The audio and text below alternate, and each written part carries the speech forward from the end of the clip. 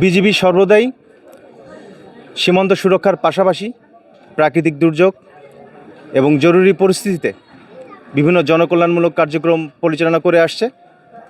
এরই ধারাবাহিকতায় সুনামগঞ্জ জেলায় রিসেন্টলি যে অতিবৃষ্টি এবং প্রাকৃতিক দুর্যোগের কারণে সীমান্তবর্তী এলাকার যে অসহায় এবং দরিদ্র জনগোষ্ঠী আছে তাদের স্বাস্থ্যসেবা নিশ্চিতকল্পে আজ তাহিরপুর উপজেলায় আমরা বিনামূল্যে একটি মেডিকেল ক্যাম্পেইন এবং ওষুধ বিতরণ কার্যক্রম পরিচালনা করছি। এখানে বিজিবি হতে আগত মেডিকেল অফিসার এবং উপজেলা হতে আগত মেডিকেল অফিসারগণ প্রায় 5 শতাধিক পুরুষ, নারী এবং শিশুদেরকে বিনামূল্যে চিকিৎসা প্রদান এবং ওষুধ বিতরণ করছে। তো আমাদের এই ধারাবাহিকতা অব্যাহত থাকবে।